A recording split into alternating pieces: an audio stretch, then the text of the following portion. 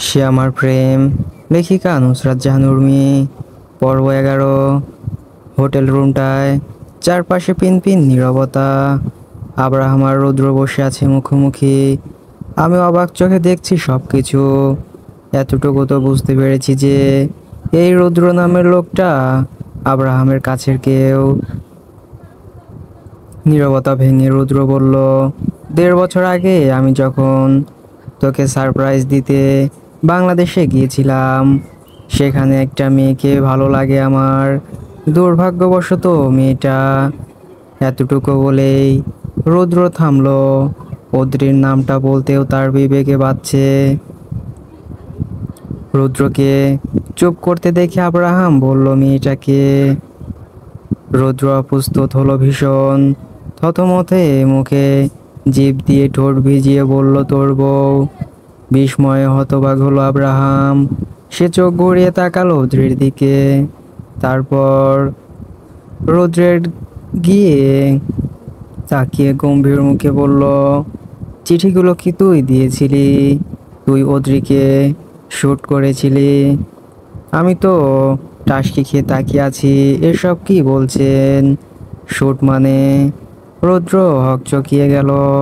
আমতা আমতা করে বলল, আমি জানতাম না অদ্রির সাথে তোর সম্পর্ক আছে।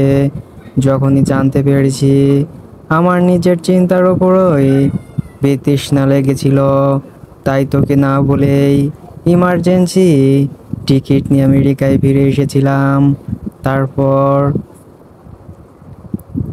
আমি এয়ারপোর্ট থেকে ভাঙা হৃদয় বেরিয়ে আসতেই সানা ছুটে এলো, জড়িয়ে ধরলো আমাকে। খুশিতে আত্মহারা হয়ে বলল, রুদ্র ভাই, I miss you so much. তুমি এত দেরিতে আসলে কেন? আমি হালকা হেসে জড়িয়ে ধরলাম সানাকে। কিছুক্ষণ পর আমাকে ছেড়ে দিয়ে বলল, চলো চলো, বাড়িতে যাবে খালামণি তোমার জন্য কত কি রান্না করেছে জানো। আমি বাড়িতে এসে সারাদিন চিন্তায় ছিলাম, তোর সামনে কিভাবে দাঁড়াবো। তোর পাশে অদ্রিকে দেখলে যদি আমার রাগ ওঠে, সেই রাগের বশে যদি তোর কোনো ক্ষতি করে দেই, এইসব চিন্তায় আমার রাগ উঠেছিল। আমি তবুও চেষ্টা করেছিলাম নিজেকে শান্ত করার। এভাবেই কেটে যায় 1 সপ্তাহ। আমি তোর সাথে যোগাযোগ করার চেষ্টা করিনি।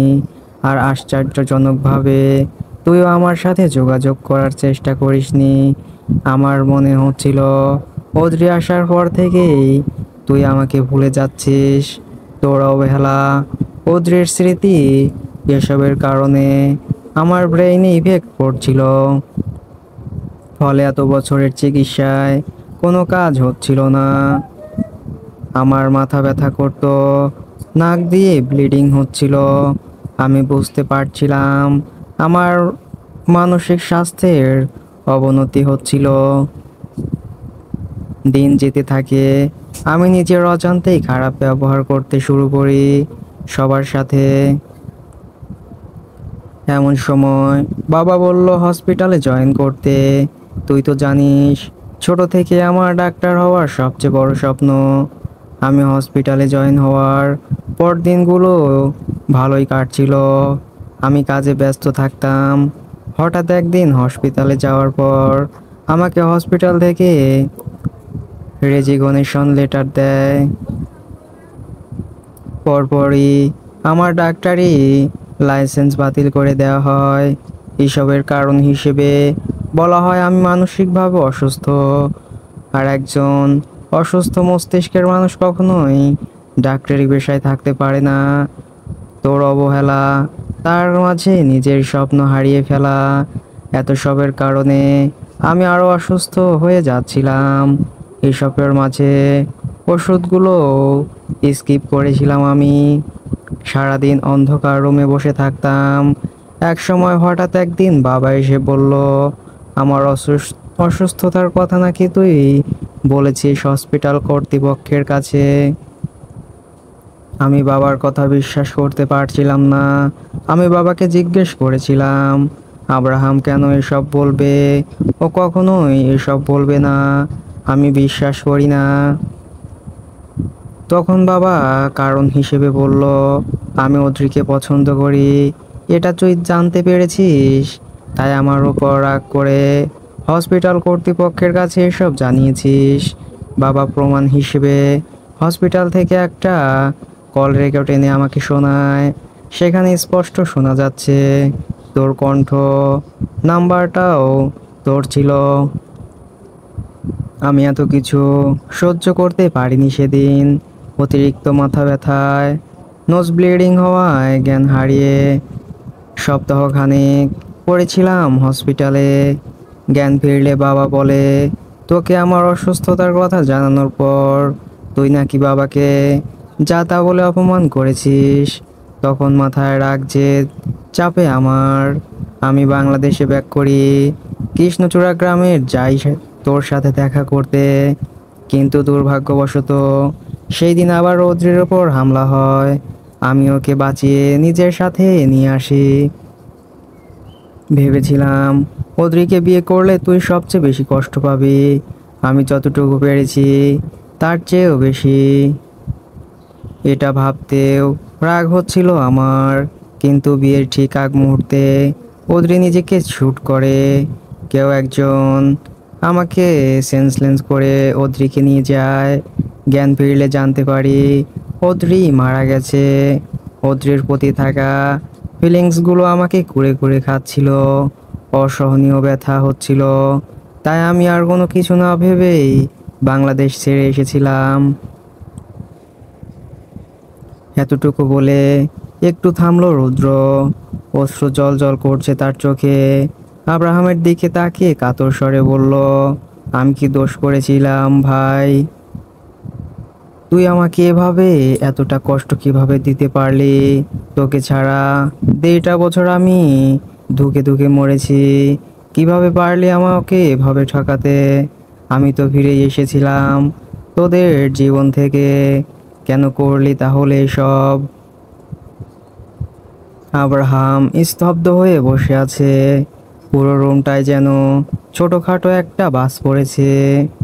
সানা ফুফিয়ে ফুফিয়ে কাঁদছে।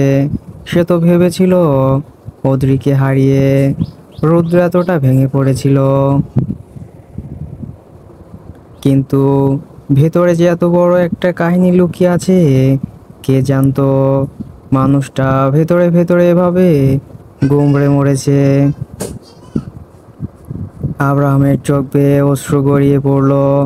নিজের প্রাণপ্রিয় বন্ধু, যার সাথে তার শৈশব কৈশোর কেটেছে, যাকে এতটা ভালোবাসে সবসময় আগলে রেখেছে, সেই মানুষটাই এভাবে তিলে তিলে কষ্ট পেয়ে শেষ হয়ে যাচ্ছিল। আর আব্রাহাম জানতেই পারলো না। আব্রাহাম জিভ দিয়ে ঠোঁট ভিজিয়ে কাপা কাপা হাতরে রুদ্রের হাত ধরলো। ভেজা চোখে তাকিয়ে অস্ফুট স্বরে বলল, ভাই আমার বিশ্বাস কর, আমি এসবের কিছুই জানতাম না। তোকে আমি অনেক খুঁজেছি।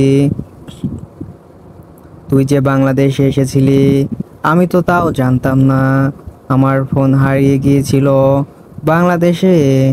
ওই রকম একটা গ্রামে বসে নতুন সিম তুলতেও ঝামেলা হচ্ছিল।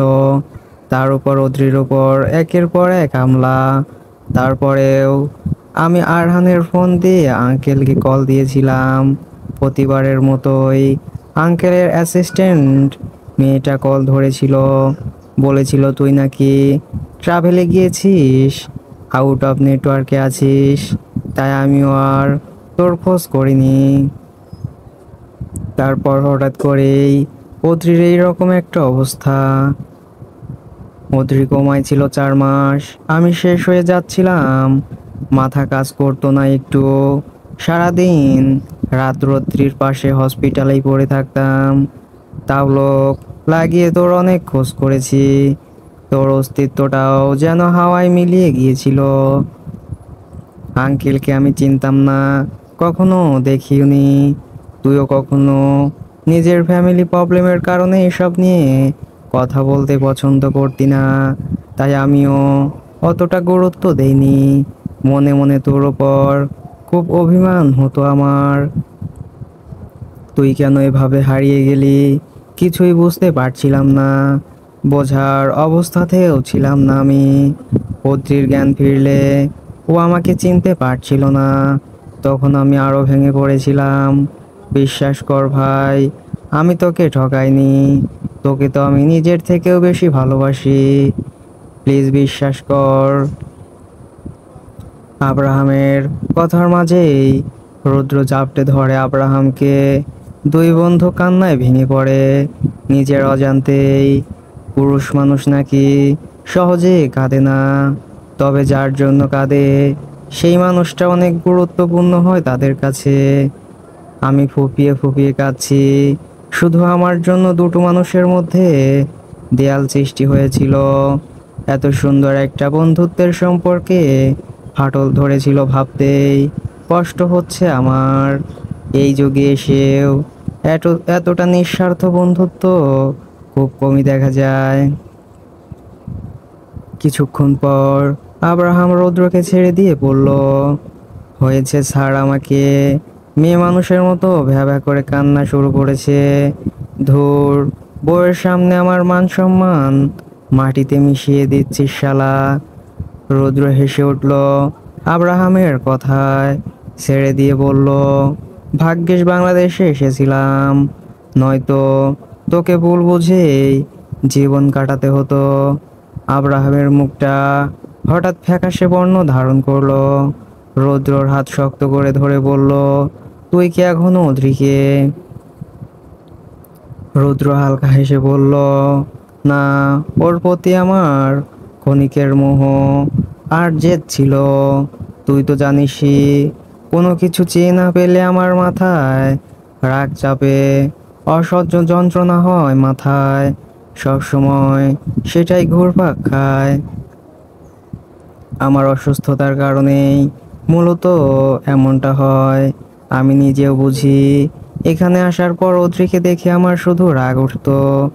ওর কারণে তুই আমাকে ছেড়ে চলে এসেছিস ভাবতেই ওকে খুন করে ইচ্ছে করতো। এছাড়া ওর প্রতি আমার কোনো ফিলিংস আমি খুঁজে পাচ্ছি না। আব্রাহাম নিজেও ঠোঁট বাঁকিয়ে হাসলো।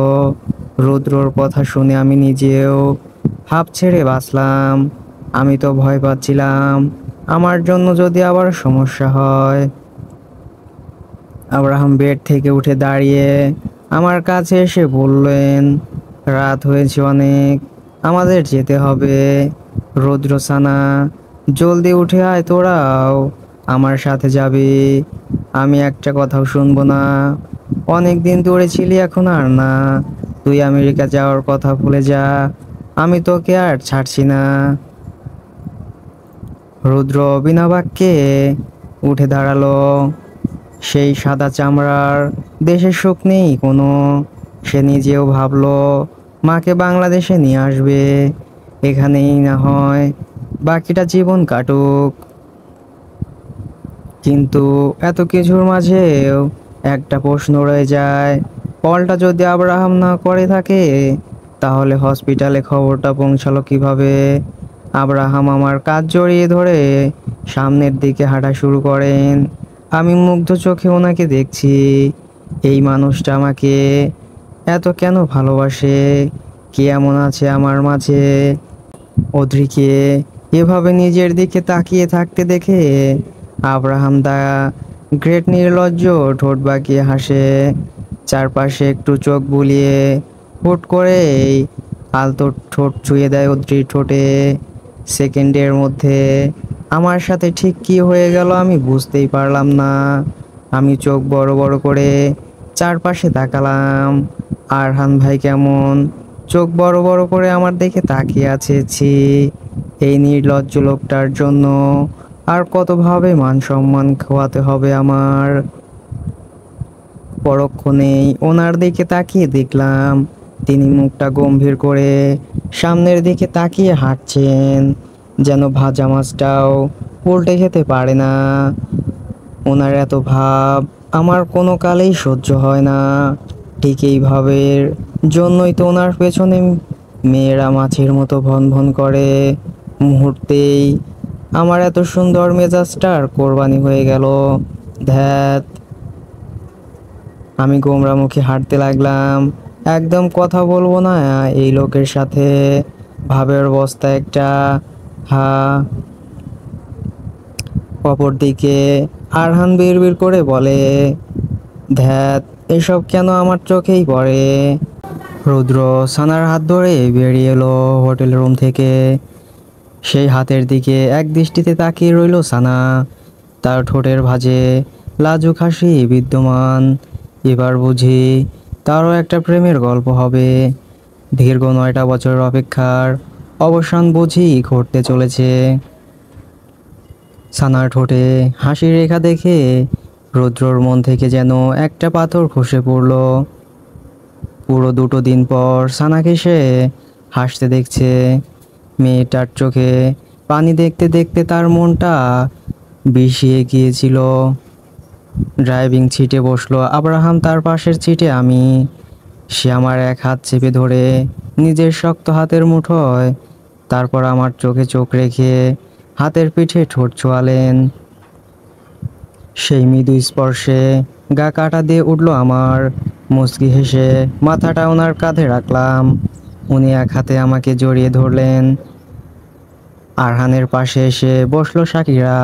ক্লান্তিতে আরহানের হাত পেঁচিয়ে ধরে মাথা রাখলো শক্তপোক্ত কাতরায়। ঠোঁট নাড়িয়ে বলল, খিদে পেয়েছে আরহান ভাই। আবারও শাকিরার মুখে ভাই ডাকটা শুনি মেজাজ বিগড়ে গেল আরহানের। সে রাগী গলায় বলল, থাপড়ে গাল ফাটিয়ে দিব। এখনো তুই আমাকে ভাই ডাকছিস, অসভ্য মহিলা মানুষ। শাকিরার আগে গজগজ করে ছেড়ে দিল আরহানের হাত। তারপর গোমরা মুখে বলে, এতদিনের অভ্যাস কি একদিনই ছাড়বো? ছাড়ানো অসম্ভব। সামান্য একটা কারণে আমাকে এভাবে বকবে তুমি? কথাটা বলেই শাকিরা অন্যদিকে মুখ করে তাকালো। তা দেখে আরহান একটানে শাকিরাকে নিজের বুকের সাথে মিশিয়ে নিয়ে বলল, একটা কথাও বলবি না, চুপচাপ চোখ বন্ধ করে পড়ে থাক। শাকিরাও বলল না কিছু। মৃদু হেসে আরহানের বুকে নাক ঘষল। ঠোঁট চেপে চুমু খেয়ে চোখ বুজে পড়ে রইল। নিজের বুকে উষ্ণতা অনুভব করতেই আরহানের মুখেও হাসি ফুটল। শাকিরার চুলের ভাঁজে ঠোঁট ছুঁয়ে মাথাটা এলিয়ে দিল ছিটে। আব্রাহাম এক হাতে আমাকে জড়িয়ে ধরে অন্য হাতে গাড়ি ড্রাইভ করছেন। আমি মুগ্ধ হয়ে দেখছি তাকে। এ দেখার কোনো শেষ নেই। ওনাকে দেখার তৃষ্ণা আমার আজীবনেও মিটবে না। প্রায় মিনিট 10 মাঝে আমরা বাড়িতে এসে পড়লাম। রাত 11টা বাজে। বাড়িতে ঢুকতেই দেখলাম নীল ড্রয়িং রুমে বসে আছে। আমাদেরকে দেখেই দৌড়ে এসে বলল, ও জীবন আমার, তুই ঠিক আছিস? কারা তুলে নিয়ে গিয়েছিল তোকে? কোথাও ব্যথা পেয়েছিস? আমার মাঝে মাঝে আফসোস হয় নীলটা কেন আমার আপন ভাই হলো না। অবশ্য ছেলেটা কখনো আমাকে আর শাকিরাকে দু চোখে দেখেনি। সব সময় আগলে রেখেছে, প্রোটেক্ট করেছে যে কোনো বিপদে।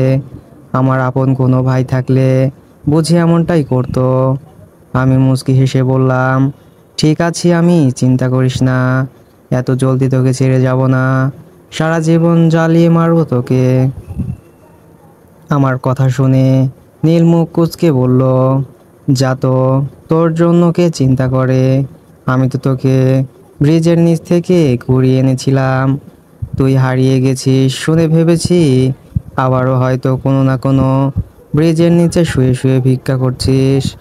তোকে চেনা পরিচিত কেউ ভিক্ষা করতে দেখলে তো আমার মান সম্মান খসে পড়বে। সেই চিন্তায় তো ঘুমই আসছিল না। আমি ওর দিকে তেড়ে গিয়ে রাগী গলায় চেঁচিয়ে বলে উঠলাম, নীলের বাচ্চা। তখনই আব্রাহাম ধমকে উঠে বলল, চুপ কর, শুরু হয়ে গেছে আবার। বাড়িটাকে মাছের বাজার বানিয়ে ফেলেছে বাদরের দল। নীল রুমে যা। আব্রাহামের ধমকে নীল এক দৌড়ে রুমে চলে গেল। আর আমি মুখ গোমড়া করে তাকালাম ওনার দিকে। আব্রাহাম আরহানের দিকে তাকিয়ে বলল, রুদ্র আর সানাকে রুম দেখিয়ে দে। সবাই ফ্রেশ হয়ে নিচে আয়, একসাথে ডিনার করব। আমি গোমরা মুখে ধূপধাপ পা ফেলে আমার রুমে চলে এলাম। আয়নার সামনে দাঁড়িয়ে বোরখার হিজাব খুলছি, তখন উনি রুমে এসে আমার দিকে একবার তাকালেনও না, সোজা চলে গেলেন। আমার আবারও পাশের বাড়ির আন্টি আন্টি ফিলিংস হলো। নিজের বউয়ের দিকে তো মানুষ একবার হলেও তাকায়, অথচ এই লোক, হা, ঢং দেখে আর বাঁচি না। আমি হিজাব আর বোরকা খুলে চুলগুলো ছেড়ে দিলাম। ঝরঝর করে চুলগুলো হাঁটু পর্যন্ত ছড়িয়ে পড়লো। আবারও এত বড় হয়ে গেছে, বিরক্ত লাগে আমার। আলমারি থেকে কাঁচিটা নিয়ে চুলগুলো একপাশে এনে কাঁচি লাগাতেই আব্রাহামের ধমকে কেঁপে উঠলাম আমি। ভীতু চোখে ওনার দিকে ফিরে তাকাতেই উনি এসে আমার হাত থেকে কাঁচিটা নিয়ে রাগী গলায় বললেন, একটা চুলো যদি কেটেছো, হাত ভেঙে ফেলবো তোমার। আমি ভয়ে ভয়ে বললাম, অনেক লং হয়ে গেছে, এত বড় চুলে তেল দিতে আঁচড়াতে কষ্ট হয় তো আমার, হাত ব্যথা হয়ে যায়। একটু কাটি, এতে বড় চুল দিয়ে কি করব আমি। উনি হুট করেই আমার কোমর খামচে ধরে নিজের সাথে মিশিয়ে নিলেন। আমি আন্দাজ করতে পারছি এখন কি হতে চলেছে আমার সাথে, তাই চেঁচিয়ে উঠে বললাম, এই না, কামড়াবেন না প্লিজ, আমি একটু চুলও কাটবো না, প্রমিস। অদ্রির কথায় আব্রাহাম ঠোঁট বাঁকিয়ে হাসলো, চুলের ভাঁজে নাক ডুবিয়ে বলল, তোমার এই চুলের ঘ্রাণে আমি মাতাল হয়ে যাইব। তোমার চুলে আমার অদ্ভুত এক দুর্বলতা লুকিয়ে আছে, এই চুলগুলো কে কাটার কোনো অধিকার আমি দিইনি তোমাকে। বলে আলতো করে কামড় দিল অদ্রির গলায়। গলায় ওনার ঠোঁটের ছোঁয়া পেতেই কেঁপে উঠলাম আমি। দুহাতে ওনার শার্টটা খামচে ধরে চোখ বন্ধ করে নিলাম ব্যথায়। উনি গলা থেকে মুখ তুলে আমার ঠোঁটের ভাঁজে আলতো স্পর্শ করলেন। তখনই দরজার বাইরে থেকে ভেসে আরহানের কণ্ঠ, ফারহান ব্রো খেতে আসো। আমি চমকে উঠে ওনাকে ধাক্কা দিয়ে সরিয়ে দিলাম। উনি বিরক্ত হয়ে বললেন, বাবা মা একবার দেশে ফিরুক, এই বাড়িতে আর একটা দিনও থাকবো না আমি। ওদের জ্বালায় বউকে শান্তিতে আদরও করতে পারি না, বিরক্তিকর। ওনার কথা শুনে আমি ঠোঁট টিপে হেসে ওয়াশরুম থেকে ফ্রেশ হয়ে আসলাম। তারপর একসাথে নিচে গেলাম দুজনে। খাবার শেষে রুমে এসে উনি আমাকে জড়িয়ে ধরে ঘুমিয়ে পড়লেন। আমিও তার হার্টবিট শুনতে শুনতে ঘুমিয়ে পড়লাম এক সময়। রাত 1টা বাজে, অন্ধকার একটা ঘর। বাইরে ঝড়ের কারণে লোডশেডিং হয়েছে ঘন্টাখানেক আগে। জানালার পর্দাগুলো বাতাসের ধাক্কায় পাল্লা দিয়ে উঠছে। এলোমেলো একটা বিছানা, ভেসে উঠেছে একজোড়া মানবের অবয়ব। অধরে অধরের সংঘর্ষে বেহাল দশা, বিধ্বস্ত রমণীর শক্ত হাতের ছোঁয়ায় কেঁপে কেঁপে উঠছে কায়া। ঠোঁট ছাড়া পেতেই গলায় তীব্র ব্যথার আভাস পেল সে।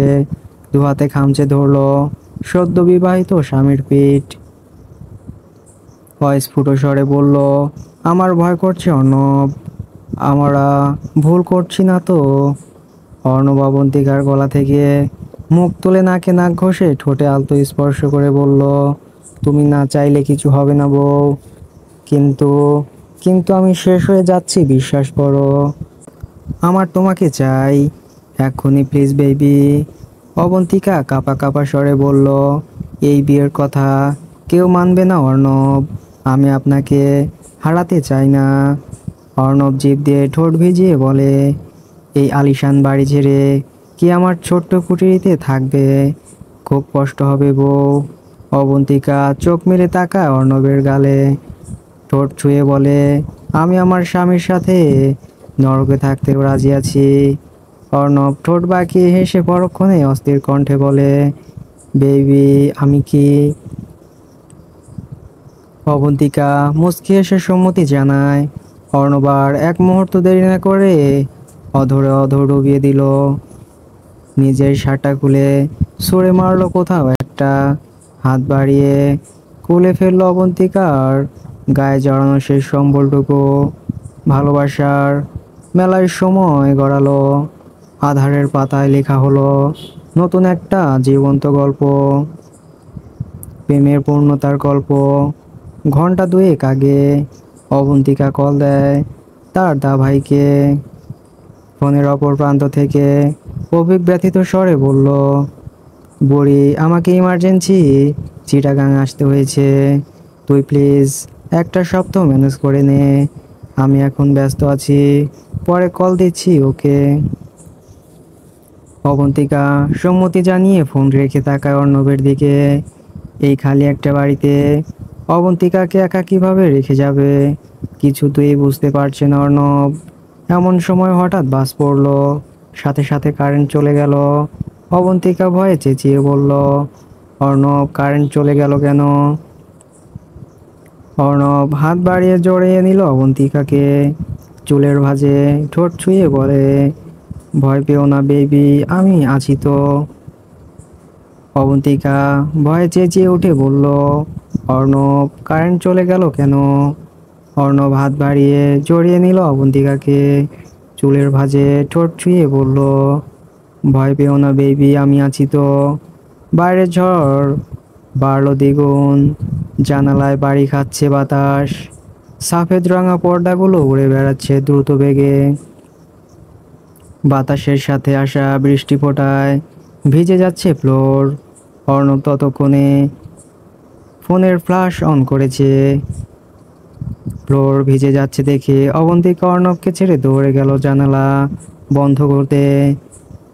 বাতাসের ঝাপটায় বৃষ্টিতে অবন্তিকার শরীর ভিজে যাচ্ছে।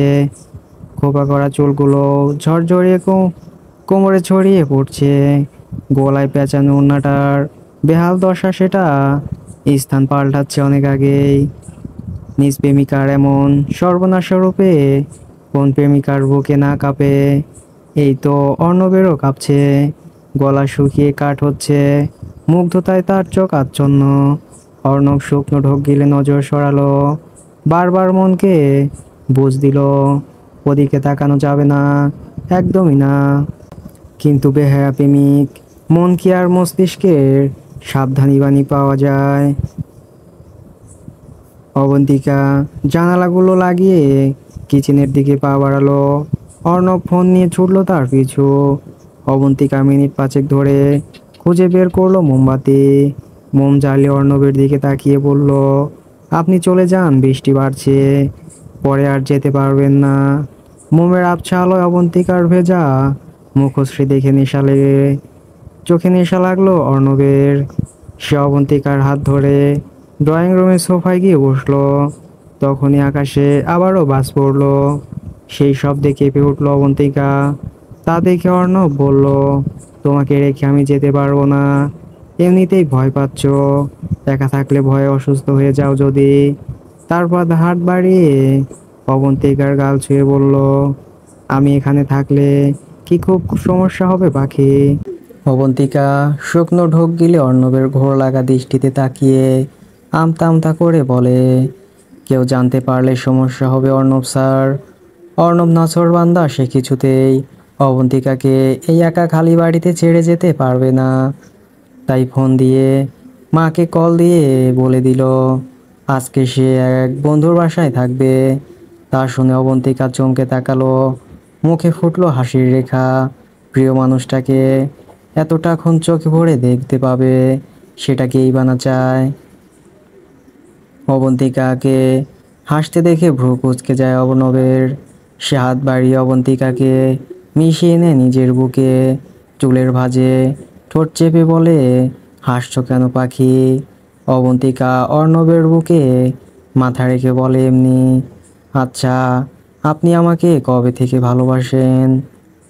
অর্ণব চুপ রইল কিছুটা সময়, তার চোখে ভাসলো কিছু স্মৃতি। তারপর অবন্তিকার গলায় মুখ ডুবিয়ে বলল, সেদিন এমনই বৃষ্টি ছিল, আকাশটা ছিল মেঘলা।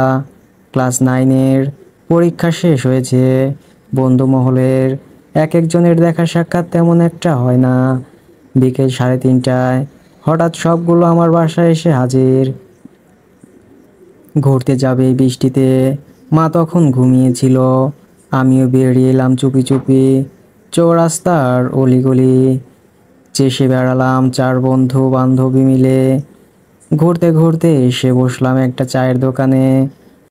আমাদের আড্ডায় মেতে উঠেছে দোকানিটাও। এমন সময় চায়ের কাপে চুমুক দিয়ে তাকালাম আকাশের দিকে। হঠাৎ করেই চোখ পড়লো একটা মেয়ে বারান্দায় বসে দুঃখ বিলাসে মত্ত।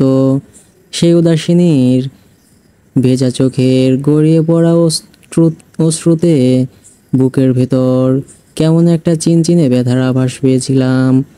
কান্নার তরে তীর তীর করে কাঁপতে থাকা ঠোঁট দেখে আমার গলা শুকিয়ে গিয়েছিল। ততক্ষণে তাকিয়েছিলাম আমি নিজেও জানি না। বিকেল থেকে সন্ধ্যা গড়ালো, হাসি আড্ডার মাঝেও আমার দৃষ্টি তার মাঝে আবদ্ধ ছিল। রাতে ঘুম আসলো না কিছুতেই। চোখ বন্ধ করতেই সেই অপরূপা দুঃখ বিলাসিনীর মুখটা ভাসে। সেদিনের পর এভাবে অস্থিরতায় দিন যায় আমার। তাকে দেখার জন্য মনটা কেমন ছটফট করে। আমি অস্থির হয়ে ছুটে যাই তার বাড়ির সামনে। সৌভাগ্যবশত প্রতিটা দিনই তাকে বারান্দায় পাওয়া যায়। সব সময় মুখটা থাকে উদাসীন। আমার ইচ্ছে করতো তার মুখে এক টুকরো হাসি ফোটাতে। বয়স তখন সবে 17 আমার। সেই মেয়েটা ছিল খুব পিচ্ছি, মাত্র কৈশোরে পা দিয়েছে। বয়স হবে 13 অথবা 14। তাকে মনের মাঝে হাজারটা স্বপ্ন বুনেছি আমি। দিন যায়, সময় গড়ায়, আমার অনুভূতিরা সীমানা পেরিয়ে আকাশ ছুঁয়ে যায়। এভাবেই চললো আরও 4 মাস। এতটুকু বলতেই ডুকরে কেঁদে ওঠে অবন্তিকা। সেই কান্নার শব্দে ভরকে যায় অর্ণব। অবন্তিকার গলা থেকে মুখ উঠিয়ে তাকে নিজের দিকে ফেরায়।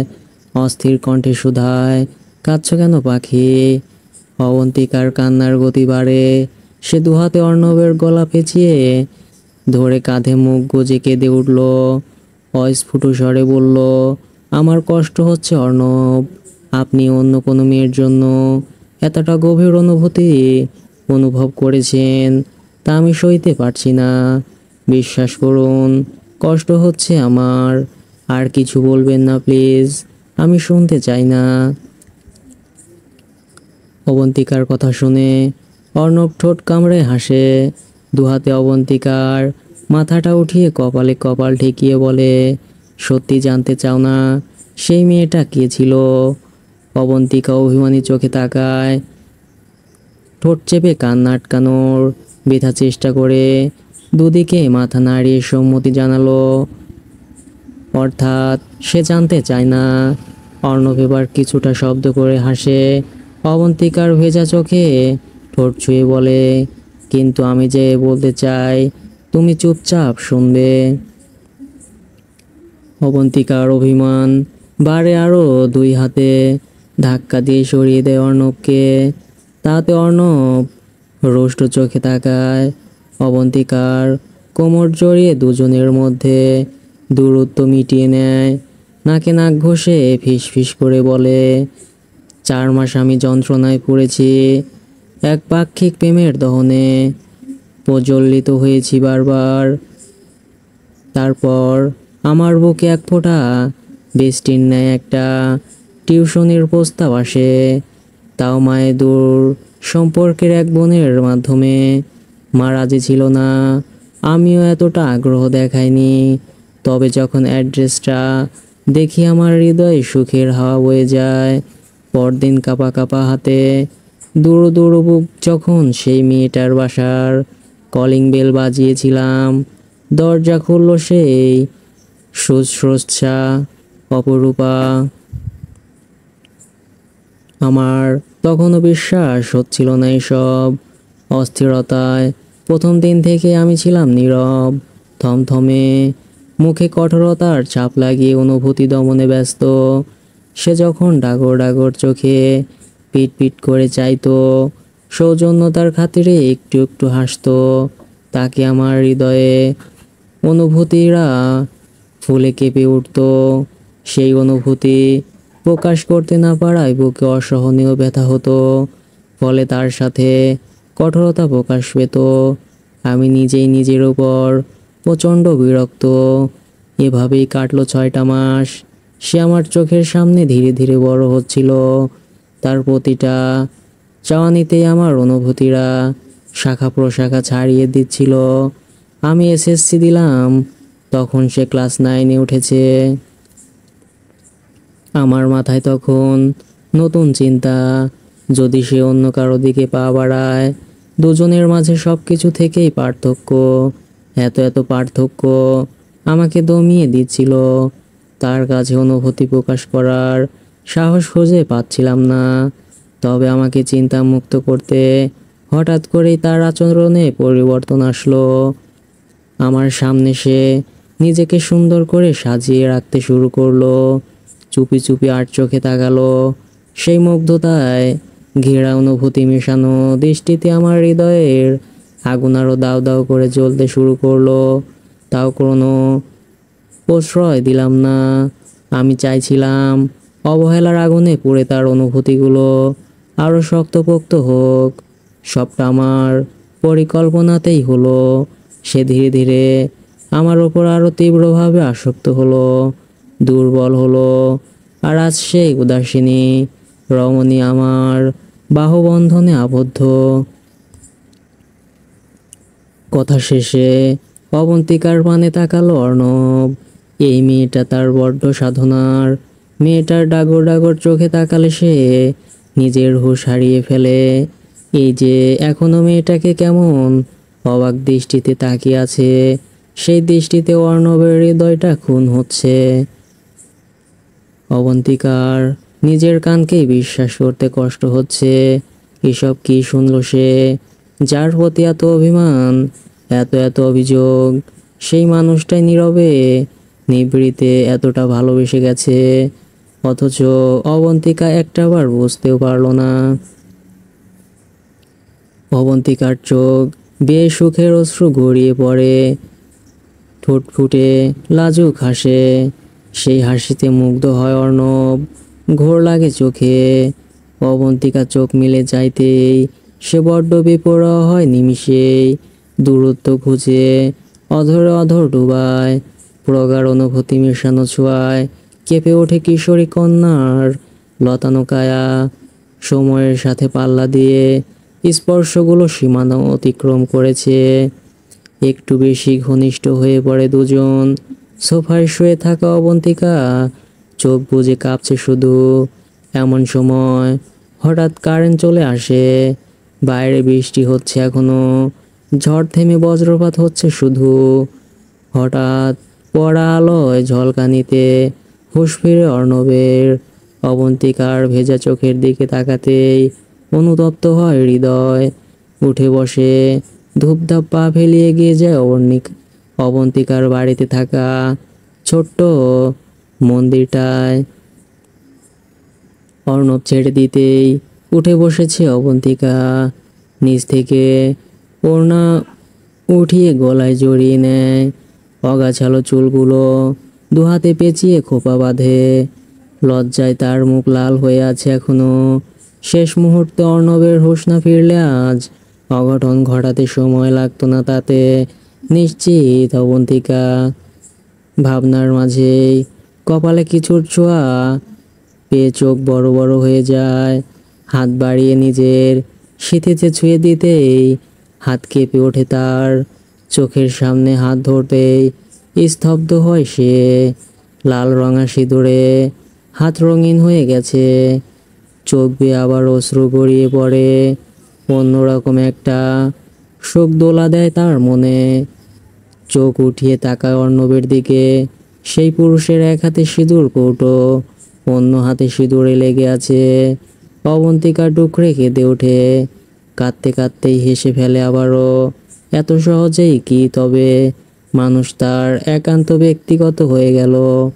এতটা সহজে? অবন্তিকার এমন কান্না মিশ্রিত হাসি দেখে অর্ণবের ঠোঁটেও হাসি ফোটে। সে ভয় পাচ্ছিল মেয়েটা যদি রাগ করে। অবন্তিকা কাঁদতে কাঁদতে ঝাঁপিয়ে পড়ে অর্ণবের বুকে। অর্ণব আগলে নেয় নিজের সদ্য বিবাহিত স্ত্রীকে। বর্তমান অর্ণবের খোলা বুকে মুখ গুজে শান্তিতে ঘুমাচ্ছে অবন্তিকা। ঘুমন্ত মুখশ্রীতে ব্যথা মিশ্রিত সুখের ছাপ স্পষ্ট ফুটে উঠেছে। বৃষ্টি ভেজা ঠান্ডা আবহাওয়ার মাঝেও তরতর করে ঘামছে সাকিরা। চোখে ভাসছে সেই রাতের বিষাক্ত স্মৃতিগুলো। মেয়েটা আবারও চিৎকার করছে, তার কানের কাছে বারবার বলছে, অভিদা ভাই, এসব কি বলছো? আমি তোমার পিসির মেয়ে, তোমার বোন হই। আমার এত বড় সর্বনাশ তুমি করো না প্লিজ। আমার স্বামী সন্তান আছে, আমার মেয়েটা, আমার ইফু, ওরা কিভাবে বাঁচবে বলো? ইফুটার যে আমি ছাড়া কেউ নেই। তুমি প্লিজ ছেড়ে দাও, আমাকে যেতে দাও। এক সময় মেয়েটা চিৎকার করতে করতে নিশ্চুপ হয়ে যায়।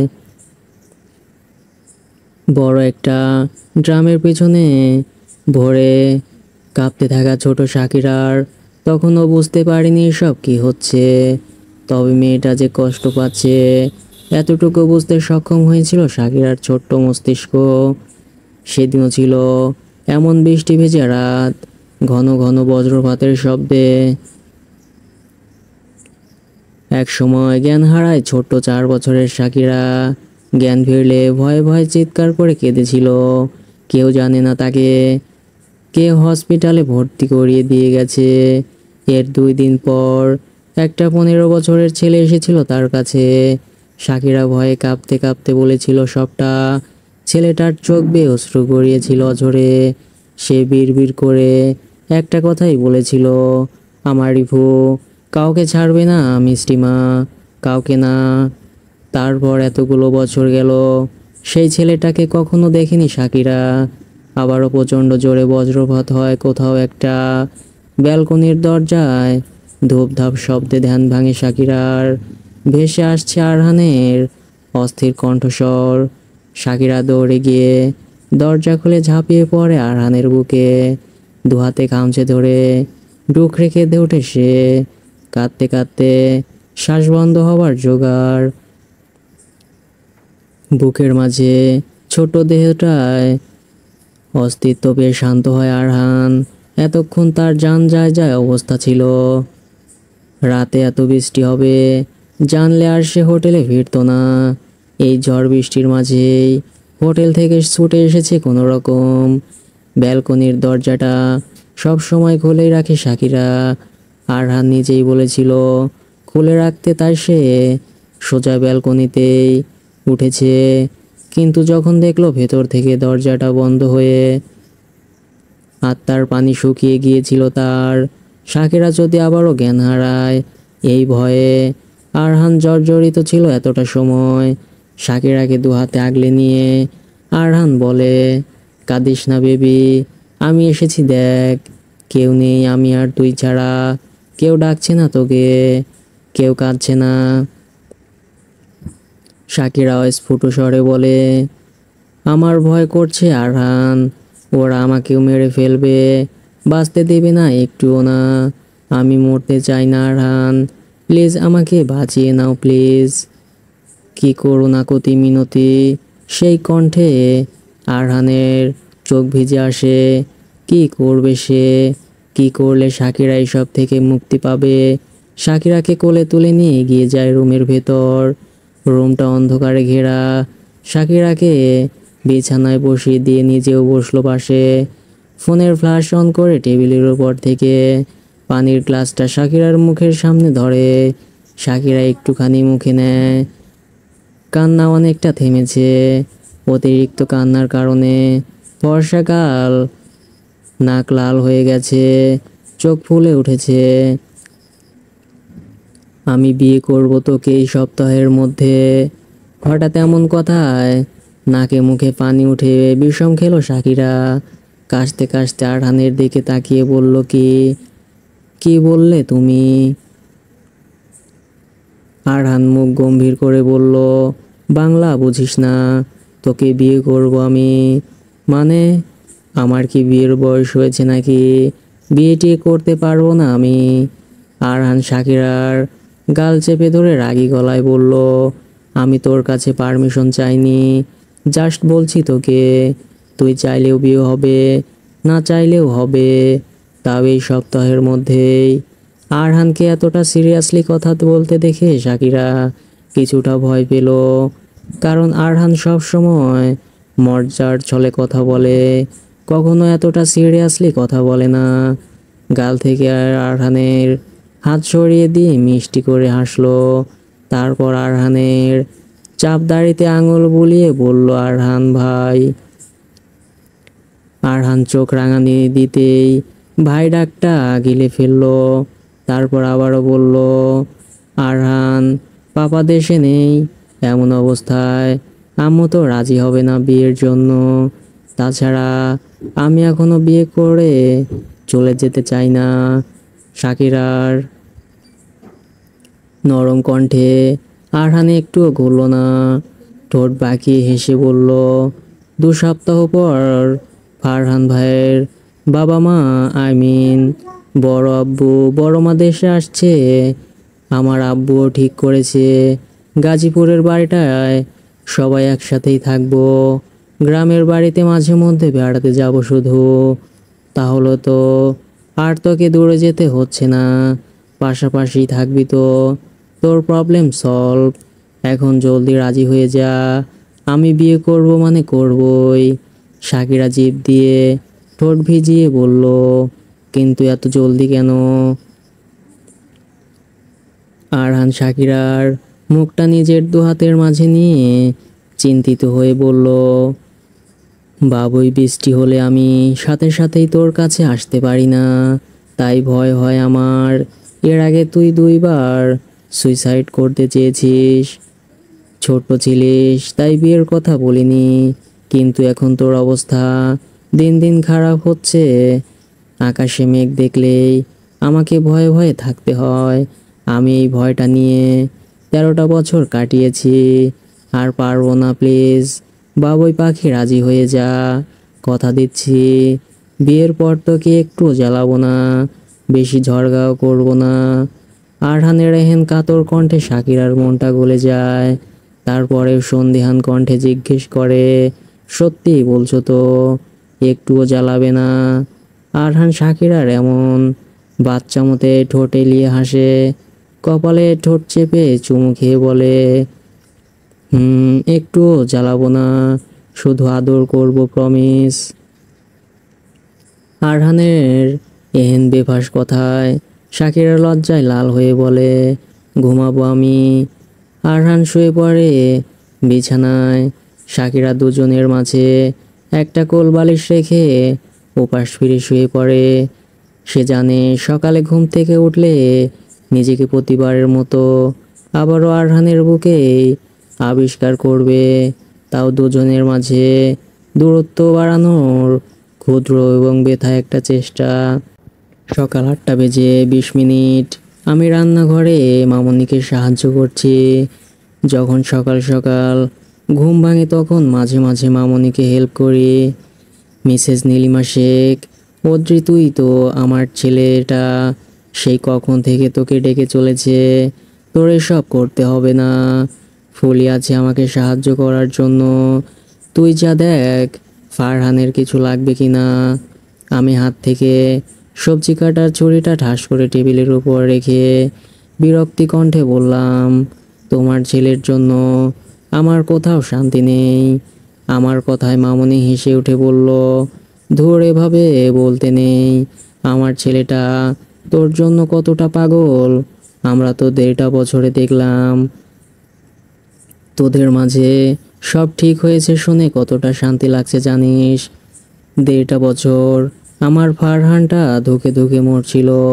কথাটা বলেই মামনি শাড়ির আঁচল দিয়ে চোখ মুছলেন। আমি হালকা হেসে বললাম, থাক, হয়েছে, আর কাঁদতে হবে না। বুড়ি হয়ে গেছো, তাও তোমার কান্নাকাটি থামে না। কথার মাঝেই আবার ওপর থেকে আব্রাহামের ডাক ভেসে এলো। আমি বিরক্ত হয়ে বললাম, আবারও ডাকছে দেখো, আসি আমি। আব্রাহাম বেডের উপর পা ঝুলিয়ে বাবু সেজে বসে আছে। বেডের উপরে পড়ে আছে শার্ট, ঘড়ি, ওয়ালেট ইত্যাদি ইত্যাদি, যা যা প্রয়োজন হয় আর কি। কিছুক্ষণ পর পর বউ বউ বলে গলা ফাটিয়ে চিৎকার করছে সে, যেন বউ ছাড়া বিনা অক্সিজেনে মারা যাচ্ছে। আমি রাগে গজগজ করতে করতে রুমে ঢুকে দরজাটা মিশিয়ে দিয়ে কোমরে দুহাত গুজে রাগী কণ্ঠে বললাম, কি হয়েছে আপনার? এমন ষাঁড়ের মতো চেঁচাচ্ছেন কেন? উনি হালকা হাসি দিয়ে চোখে মুখে ইনোসেন্ট একটা ভাব আনলেন, তারপর বললেন, হারিয়ে গিয়েছে। ওনার এমন ফেস দেখে আমার মনে হলো পৃথিবীর সবচেয়ে নিষ্পাপ, ভদ্র, প্যাসিন একটা ছোট্ট বাবু আমার সামনে বসে আছে। আমি বেডের উপর তাকিয়ে দেখলাম সব কিছুই আছে, তাহলে হারালোটা কি? আমি বিরক্ত ভঙ্গিতে শ্বাস ফেলে বললাম, কি হারিয়েছে বলুন, আমি খুঁজে দিচ্ছি। উনি বেড থেকে নেমে আমার সামনে এসে দুহাতে আমার কোমর জড়িয়ে ধরে বললেন, বউ হারিয়েছে, খুঁজে পাচ্ছিলাম না, এখন পেয়েছি। ওনার কথায় হাসি পেল আমার, তাও শত চেষ্টা করে ঠেলে ঠুলে হাসিটা চাপিয়ে রেখে বললাম, কি জন্য খুঁজছিলেন, কি চাই? উনি আমার গালে গাল মিশিয়ে বলেন, মর্নিং কিস। আমি শুকনো ঢোক গিলে লজ্জায় এদিক ওদিক তাকিয়ে বললাম, আপনার মাথায় কি সবসময় এসবই ঘোরে? উনি আমার গালের সাথে গাল ঘষে বললেন, বেশি কথা বলো তুমি, এমনিতেই সকাল থেকে হাও হয়ে আছো, খুঁজেই পাইনি, এখন একদম বাহানা চলবে না। আমি দাড়ির খোঁচায় গালে মৃদু ব্যথা পেয়ে ওনাকে ধাক্কা দিয়ে সরিয়ে দিলাম। আলমারি থেকে বোরকার হিজাব বের করে আয়নার সামনে দাঁড়িয়ে বললাম, কলেজে যেতে হবে, আপনি রেডি হন জলদি। আব্রাহাম রুষ্ট চোখে তাকায়, পরক্ষণে এগিয়ে গিয়ে পেছন থেকে অড্রির কোমর জড়িয়ে ধরে মৃদু স্বরে গিয়ে ওঠে, kiss me, close your eyes and miss me, I can read your lips. বাকিটা গাওয়ার আগে আমি ওনার মুখ চেপে ধরলাম। ওনার এমন মাতল করা কণ্ঠে আমার হাত পা শিরশির করছিল। উনি আমার হাতে চুমু খেতেই আমি হাত সরিয়ে নিলাম ওনার মুখ থেকে। উনি শব্দ করে হাসতে হাসতে আমার নাকে নাক ঘষে বললেন, কিস মি বেবি প্লিজ একটা। আমি পায়ের পাতা উঁচিয়ে টুপ করে ওনার গালে একটা চুমু খেয়ে ওনাকে ধাক্কা দিয়ে সরিয়ে দিয়ে বললাম, রেডি হন জলদি। আব্রাহাম এক ঝটকায় আমার হাত টেনে ধরলেন। হঠাৎ টান দেওয়া আমি ছিটকে গিয়ে পড়লাম ওনার বুকের উপর। ঠিক কি হলো বোঝার আগেই ঠোঁটে ওনার স্পর্শ পেলাম। আমি ধপ করে চোখ বুজে দুহাতে ওনার কাঁধ খামচে ধরলাম। কিছুক্ষণ পর উনি আমাকে ছেড়ে দিয়ে বৃদ্ধাঙ্গুলি দিয়ে নিজের ঠোঁট মুছতে মুছতে বললেন, উফ বউ, তোমার জন্য আমার কতটা লেট হয়ে গেল। সব সময় এত রোমান্স করলে চলে? যাও রেডি হও ফাস্ট। আমি ভ্যাবলার মতো তাকিয়ে রইলাম ওনার দিকে। আমার জন্য ওনার লেট হয়ে গেল, লাইক সিরিয়াসলি। তারপর দুদিকে মাথা নেড়ে ফুস করে একটা নিঃশ্বাস ফেলে এগিয়ে গেলাম আয়নার সামনে, রেডি হয়ে নিলাম। বের হওয়ার সময় উনি আবার আমার হাত ধরে টেনে ঘড়িটা হাতে ধরিয়ে বললেন, আর যেন বলতে না হয়, কাল থেকে নিজ দায়িত্বে ঘুরিয়ে দিবি আমাকে। আমি হালকা হেসে ঘড়িটা পরিয়ে দিলাম। উনি আমার কপালে ঠোঁট চেপে স্পর্শ করলো, আমার হাত ধরে নিচে নিয়ে গেলেন। নিচে নামতেই দেখলাম সবাই বসে পড়েছে খাবার টেবিলে। আমি আর আব্রাহাম গিয়ে বসলাম পাশাপাশি। মামনি সবাইকে খেতে বলে চলে গেলেন কিচেনে। আব্রাহাম রৌদ্রর দিকে তাকিয়ে বলল, ঘুম কেমন হলো আমার শ্বশুর বাড়িতে? রৌদ্র মুচকি হেসে বলল, প্রতিদিনের মতোই হয়েছে। আমার তো আর তোর মতো বউ নেই যে এক এক দিন এক এক রকমের ঘুম হবে। ওদের এমন বেফাস কথায় বিষম খেলাম আমি। আব্রাহাম আমার দিকে পানির গ্লাসটা এগিয়ে দিয়ে বললেন, পাশেই তো আছে, করে নে বিয়ে। ওনার কথা শুনে বিষম খেলো অন্য কেউ। আমি মাথা তুলে চাইতে দেখলাম কালকের সেই ছানা নামের আপুটা খুব খুব করে কাশছেন, আর রুদ্র ভাইয়া তার মাথায় হালকা করে চাপড় দিচ্ছেন। এবার আমি বুঝতে পারলাম আসল ঘটনা। সবার সাথে তাল মিলিয়ে মিটি মিটি হাসলাম আমিও। তখনই রুদ্র ওনাকে চোখ রাঙানি দিয়ে বললেন, বেশি বলছিস তুই, যা বলছি ঠিক বলছি। দিন দিন তো বুড়ো হচ্ছিস, এবার বিয়েটা করে নে। রুদ্র বিরক্তি হয়ে বলে, একদম বুড়ো বলবি না আমাকে। আমি একটু চোখ তুলে তাকালে এখনো আমেরিকার মেয়েরা পাগল হয়ে যায়। কথাটা বলেই বা হাতে চুলে ব্যাকফ্লাশ করলো রুদ্র। আব্রাহাম সানার দিকে ইশারা করে বলে, পাখি উড়ে গেলে বুঝবি শালা। রুদ্র হালকা হেসে মাথা চুলকে বলে, উড়বে না, বেঁধে ফেলবো খুব শীঘ্রই। রুদ্রর কথা শুনে সানা লজ্জায় লাল হয়ে যায়। বেচারি অনেক কষ্টে নিজের কাশি থামিয়েছে। এর মাঝেই সিঁড়ি বেয়ে নেমে আসে সাকিরা, তার পিছু পিছু আরহান ভাই। কেউ কিছু বলার আগেই আরহান ভাই বোমা ফাটালেন, বললেন, 1 সপ্তাহের মধ্যে আমি বিয়ে করতে চাই। সবাই অবাক চোখে তাকালো আরহানের দিকে। নীল রুটি চিবিয়ে চিবিয়ে বলল, তো করে ফেলো না, তাহলে আমার সিরিয়ালটাও চলে আসবে। আরহান নীলের দিকে তাকিয়ে বলল, তোর বোনটাকে দিয়ে দে, এক্ষুনি বিয়ে করে ফেলবো। আরহানের কথা শুনে মিটি মিটি হাসছে সবাই। আর শাকিরার আগে কটমট করে তাকিয়ে আছে আর বিড়বিড় করে বলছে, দেখো কি নির্লজ্জ লোক, নিজের বিয়ের জন্য নিজেই ঢোল পিটাচ্ছে। ছি, এই ছিল আমার কপালে। নীল বলল, এক্ষুনি নিয়ে যাও। আমি তো না করিনি। এটা বিদায় হলে পুরো বাড়িতে আমার রাজত্ব চলবে। শাকিরার আগে গজ গজ করে এসে টেনে ধরে নীলের চুল, ঝাঁকাতে ঝাঁকাতে বলে, ছোট ভাইয়া, এই বাড়িতে আমি না থাকলেও আমার রাজত্বই থাকবে সব সময়। দরকার হলে মাসে 15 দিন এখানে এসে থাকবো, তাও তুই তোর রাজত্বের আশা ছেড়ে দে। শাকিরার কথায় আরহান চেঁচিয়ে উঠে বলল, নয়, আমি বউ ছাড়া এক মুহূর্তেও থাকবো না। আরহানের কথায় সবাই শব্দ করে হেসে ওঠে। শাকিরার আগে কটমট করে তাকায়, যেন বলছে, তোমাকে তো আমি পরে দেখে নিব। আমি হাসতে হাসতে বিড়বিড় করে বললাম, দুই ভাই সেম, হাই লেভেলের নির্লজ্জ। অদ্রির কথাটা আব্রাহাম স্পষ্ট শুনতে পেল, তাই অদ্রির কানের কাছে ঝুঁকে বলল, রাতে বোঝাবো আমি কোন লেভেলের নির্লজ্জ। ওনার কথা শুনে আমার হাসি বন্ধ হয়ে গেল, লজ্জায় গালে লালিমা চড়ালো। এর মাঝে হাসি ঠাট্টায় ব্রেকফাস্ট শেষ করে বেরিয়ে পড়লাম সবাই। আব্রাহাম আমার এক হাত ওনার হাতের মুঠোয় চেপে ধরে অন্য হাতের ড্রাইভিং করছেন, আর আমি এটা সেটা বলতে বলতে জানালার বাইরে তাকাচ্ছি। তো ওনার দিকে তাকাচ্ছি, হঠাৎ খেয়াল করলাম এটা কলেজের রাস্তা না।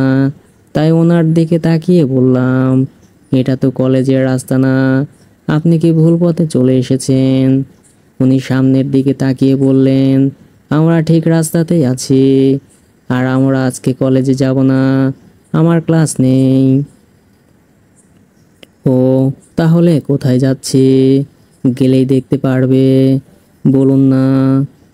শ, no more words, it's surprise baby. Surprise না চাই।